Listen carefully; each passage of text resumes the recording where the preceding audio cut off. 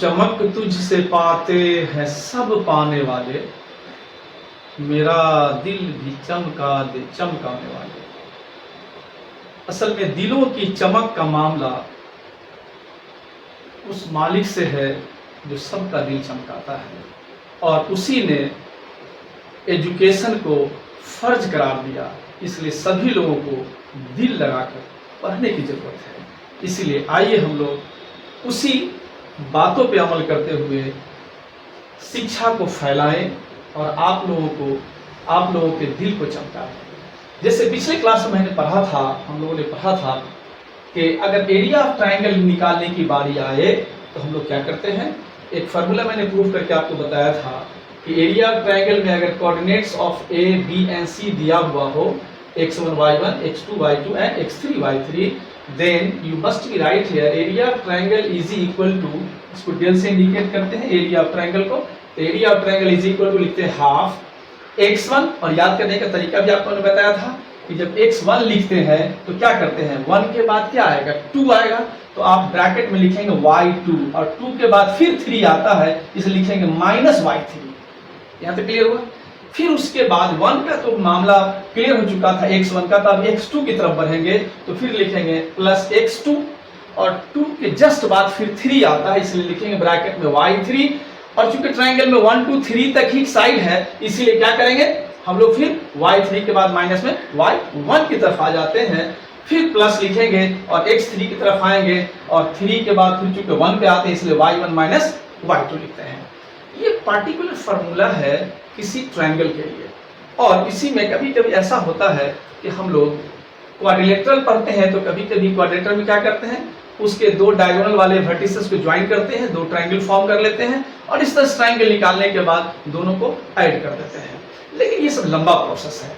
उससे बचने के लिए मैं आपको एक स्मार्ट प्रोसेस बताने की कोशिश कर रहा हूँ, और आप इसको सीखें ताकि आप एरिया ऑफ ट्रायंगल ही नहीं, एरिया ऑफ क्वाड्रिलेटरल ही नहीं, area of pentagon, hexagon, octagon, माने जितना भी नंबर ऑफ साइड्स उस पॉलीगन में दिया रहेगा, सारे के हेल्प से आप उसका एरिया फाइंड कर सकते हैं। तो उसको ध्यान से देखिएगा, वो फार्मूला क्या है ना, यानी उसको normal of if the number of sides in a polygon is n, okay, then you must be write here area of polygon क्या होगा। तो नॉर्मल समझ लें आप सिंपल सी बात लिखेंगे, हाफ तो लिखेंगे ही, क्लियर। आप इस साइड लिखते हैं, हाफ तो लिखेंगे हम लोग, और आप ऐसा करें डिटरमिनेंट टाइप का एक सिंबल दे दें। अब बताते हैं कि इसका क्या मतलब है। दे दिया हमने, लिखना शुरू करें। आप क्या लिखना शुरू करेंगे, तो सबसे पहले लिखेंगे x1, यहां रहेगा y1, x1 y1, फिर क्या होगा, तो 1 के बाद 2 आता है, तो x2, यहां रहेगा y2, फिर क्या रहेगा x3, फिर y3, माने सो ऑन ये डाटा चलता रहेगा, डॉट डॉट डॉट ये चलता कब तक रहेगा, xn yn ओवरऑल। जब n तक पहुंच गए तो फिर से लौट के 1 पे आना है लास्ट में। यानी आप ऐसा लिख सकते हैं यहाँ पे क्या, कि अगर सो ऑन के बाद आप लिखना चाहते हैं तो क्या लिखेंगे, xn पर पहुंचे, yn पे पहुंच गए, यानी फिर से 1 पे x1 और y1। यानी ये नंबर ऑफ साइड जितना भी है उतना तक पहुंचने के बाद फिर से x1 और y1 लिखेंगे, ठीक है। नहीं दिख रहा है क्या नीचे, अच्छा चलिए कोई बात नहीं, थोड़ा सा मैं ऊपर कर दे रहा हूं, है ना। तो अब आप लिखेंगे यहां,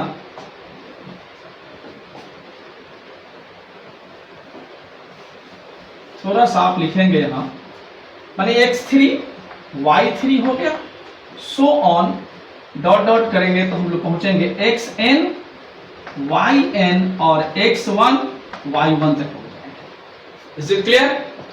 अब दिख रहा है सबको, चलिए ठीक है, तो यहां तक समझ में आ गया। अब ये होता क्या है, इसको नॉर्मल सॉल्व करेंगे तो क्या लिखेंगे, मैं इसी को इस डायरेक्शन में लाकर आपको बताने की कोशिश कर रहा हूं कि आप क्या लिखेंगे, हाफ तो आपका ठीक है, ये सबके लिए ब्रैकेट में रखेंगे, और अंदर में क्या करेंगे उसको मैं बताता हूं। यहां देखिए, x1 इंटू ऐसे करेंगे, क्रॉस मल्टीप्लाई करेंगे, x1 इंटू y2, यानी आप लिखेंगे x1 y2 माइनस कितना x2 फिर बोलिए y1, तो x2 y1 फिर प्लस हो जाएगा। फिर आगे बढ़ेंगे तो फिर यहां तक मामला हो गया, 1 से खत्म हो गया, अब 2 पे आए तो x2 y3 क्या लिखेंगे, x2 y3 माइनस क्या हो जाएगा बोलिए x2 y3, तो फिर x3 y2 यानी x3 और y2 हो गया।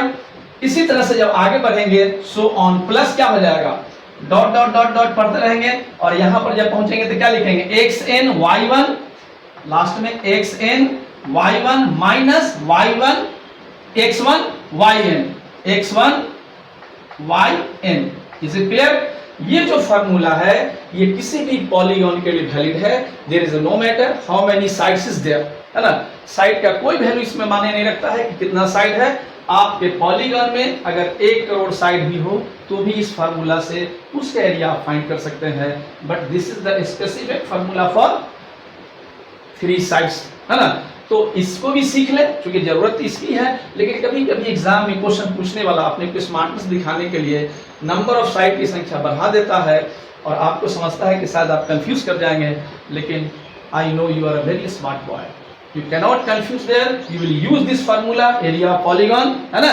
और आप क्या करेंगे, इस फार्मूला का यूज करके चाहे जितना भी साइड देगा आप उसका एरिया फाइंड कर सकते हैं। ये आपको समझ में आ गया होगा, तो इसको थोड़ा सा नोट कर लें। Is it okay?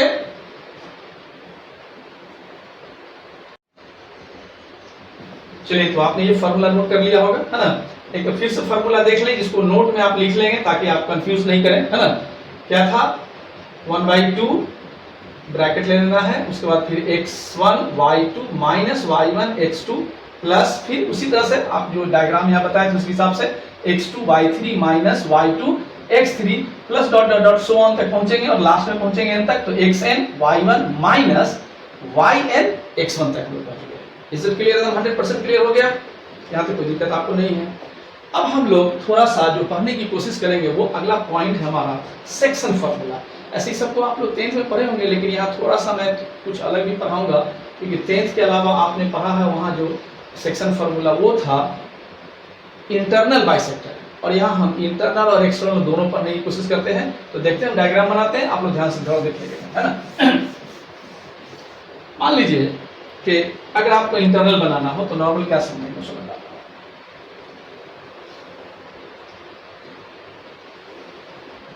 मान लीजिए आपका 2 पॉइंट ऑलरेडी गिवन है x1 y1 और दूसरा पॉइंट कोई b है जो दिया हुआ है x2 y2, क्लियर। और क्वेश्चन कह रहा है कि इस 2 पॉइंट को, ऐसे क्वेश्चन पूछने के दरमियान तो कभी कभी आपको रेशियो दिया रहेगा, कोई पॉइंट पूछ देगा, ठीक है, या हो सकता है कि आपको कभी कभी दोनों पॉइंट दिया रहे तो उसका रेशियो पूछ सकता है, या कभी कभी ऐसा हो सकता है कि आपको कभी कभी रेशियो भी दिया रहे, ये दोनों पॉइंट दिया रहे, तो जिस पॉइंट पे जाकर ये बट रहा है उस पॉइंट पे पूछ दे, है ना। वो क्वेश्चन की मर्जी है क्या पूछेगा। तो हम लोग मान लेते हैं इस पॉइंट का नाम कुछ रख लेते हैं, मान लो P रख लिया, जो फाइंड करना है वो x और y है।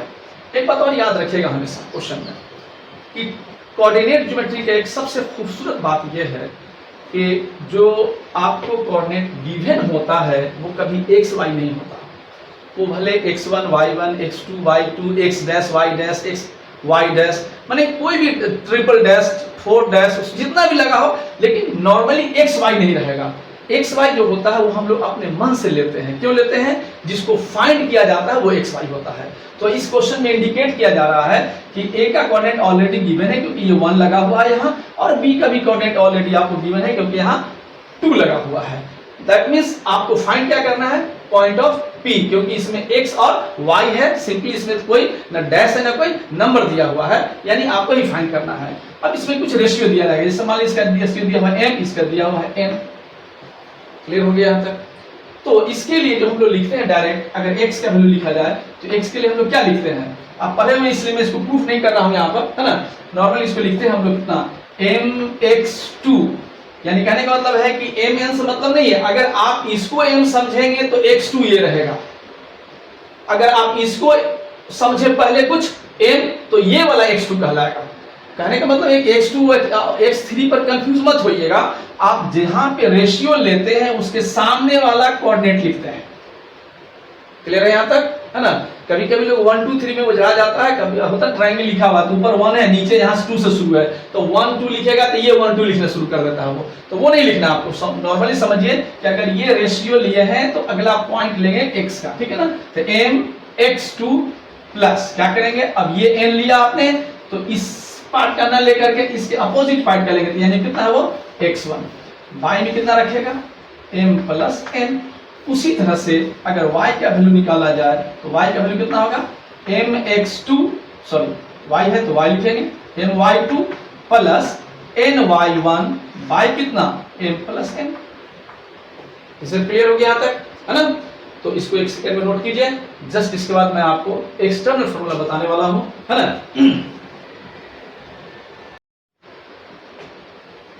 क्लियर।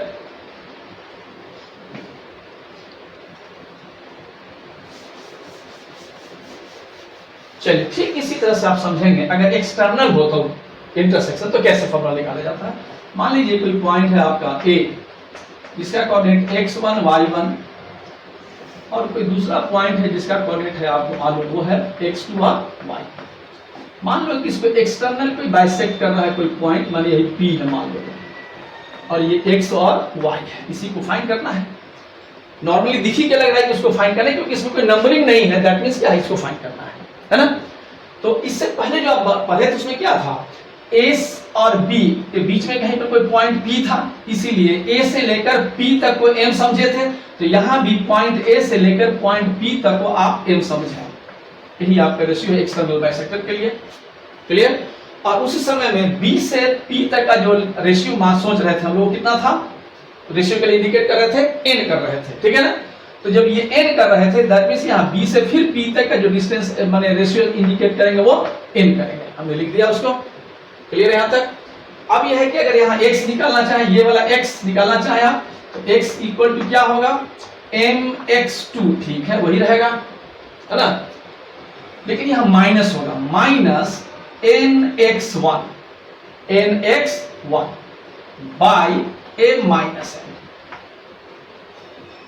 क्लियर है। दूसरी बात, अगर y निकालेंगे तो यहाँ क्या निकलेगा my2 minus ny1 by m minus n। ये एक्सटर्नल, जब भी क्वेश्चन में रहेगा कि एक्सटर्नल बाइसेक्ट किया जा रहा है ना, उस समय में सेक्शन फार्मूला का मामला जब आएगा आपके सामने में, तो आप लिखेंगे एक्सटर्नल के लिए x equal to mx2 minus nx1 by m minus n, और y के लिए my2 minus ny1 by m minus n। Is it clear है। इतनी बात आपको समझ में आ गई, और जब समझ में आ गई तो हम लोग इस पर बेस्ड जो भी प्रॉब्लम है अगले क्लास में जब करेंगे तो आपको सारी बात समझ में आएगी। और एक बात बताता हूँ आप लोगों को कि जिंदगी में बहुत से लोग सक्सेस की तलाश में भटकते रहते हैं, और मैं हमेशा आपको बोलता हूँ बेटा, सक्सेस जो है ये भटकने का नाम नहीं है। सक्सेस मालिक के बेनियाज पे यकीन का नाम है और बेइंतहा मेहनत का नाम है। आप बस उस मालिक पे यकीन कीजिए, अपने माँ बाप की खिदमत कीजिए और बेइंतहा मेहनत कीजिए। बेइंतहा मेहनत का मतलब मेहनत नहीं होता है जहां से लगने लगे कि मेहनत भी शर्मा जाए, उस मेहनत को बेइंतहा मेहनत करते हैं। और ये करके तो आप देखिए इंशाअल्लाह आप दिन दुना रात चुना तरक्की करेंगे और सबसे ऊंचे पोस्ट पर जहां भी दिखेंगे ऊंचे पोस्ट पर दिखेंगे। थैंक